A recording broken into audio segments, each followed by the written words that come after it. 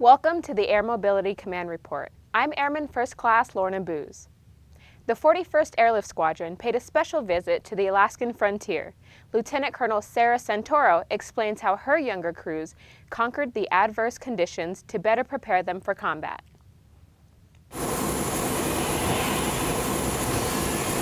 As Team Little Rock, the folks that we brought out from the 19th Airlift Wing, we all came together and conquered the Alaskan Frontier. And so in an effort to get a lot of our young crews trained up and prepared for operations in Afghanistan, we've come out here to Alaska, where we can get into the mountains, we can have adverse conditions like with the weather, and operate with our Army partners as well. With the high-low profiles, low-level profiles, the ground ops with engine running onloads and offloads, outsized cargo, personnel movements and personnel drops. It's just been a phenomenal training experience. This opportunity allowed us to train like we're going to fight and ensure that crews get exposed to this type of operation before they're doing it for the first time in a combat zone.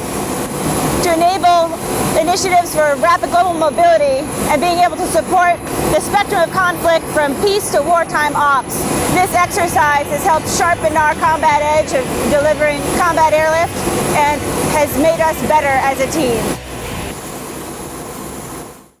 Even as the fall season approaches, some bases battle the heat farther into the year than others. Join Staff Sergeant Brian Grotz as he shows us how innovative airmen at Joint Base Charleston stay cool during extreme heat conditions.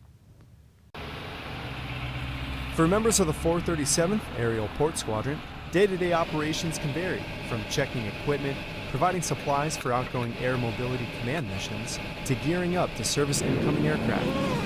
But during the summer months, one variable stays consistent: the heat. Currently, we still have the flag conditions. The month of July, we had, I believe, 28 out of 31 days that we were black flag.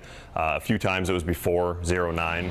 Black flag meaning when temperatures are more than 90 degrees, and that's all before 9 in the morning, which is why airmen from the 437th, like Staff Sergeant Jason Golden, are helping introduce a new way for them to beat the heat: the ice vest. Basically, you're just pressing the ice packs against yourself. As they do run out, you just unvelcro them, toss this one back in the freezer, and then you grab fresh ones and just Velcro them back on.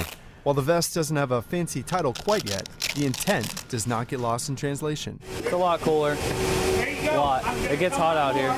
So as you can see, I got some sweat coming down on my face. Just to prove the difference that the vests make, they loaned me one of their fleeting suits before you actually put on the vest. And in fact, in a second, I'm actually going to put on the vest to see what type of difference the ice vest actually makes. Less than 10 minutes into this heated experiment, I decided I was more than ready to cool down. So as you can see here, the middle of the vest is Velcro, and so it's easy to put on. And even on a cloudy day like this, out on the flight line during the summer, this vest makes a world of difference. And it wasn't just me to notice the effects that the vest has. Well, it's a huge difference, and you can really tell at the end of the day now, wearing the vest, at the end of the day you don't feel as drained. You don't just immediately want to go home and shower and go to bed. But just the day-to-day ops between mission to mission, before you'd be exhausted and kind of miserable when you came back in after working 2 or 3 planes, and now we're able to stay out on the flight line longer. So when they come back in and they're just ready to keep on rolling and they're not exhausted, it definitely helps out with morale. With summer safety being a top priority, this type of equipment helps prevent overheating and potential dehydration. If we're on the line all day and we only get water a couple of times, you can imagine what that would be like. So even if we did have to come back in and swap the ice out, we were able to go right back out and continuing to service planes. So while it may be a dirty job at times, at least airmen at the 437th Aerial Port Squadron now have an innovative way to safely and effectively help AMC's mission of rapid global mobility. Reporting from Joint Base Charleston, I'm Staff Sergeant Brian Grotz. Bases from all over the U.S. and Europe came together for a refueling exercise near the North Pole.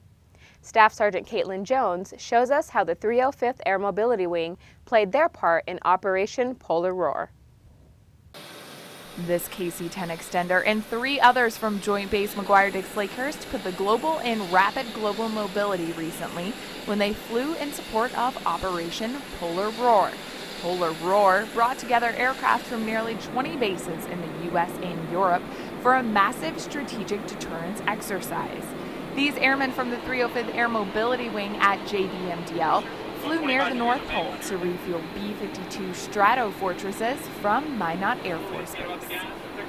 We had guys who wanted to go be a part of this mission. We had aircrew members who, it's a Sunday, but let's go be part of this really rare exception and do this force projection. So I think for all of us, it was very exciting, very motivating to be a part of this rare opportunity to go all the way very far north and help support Global Strike Command and B-52s. Mobility Airmen regularly participate in exercises like Polar Roar in order to maintain a safe, secure, effective, and ready strategic deterrent force.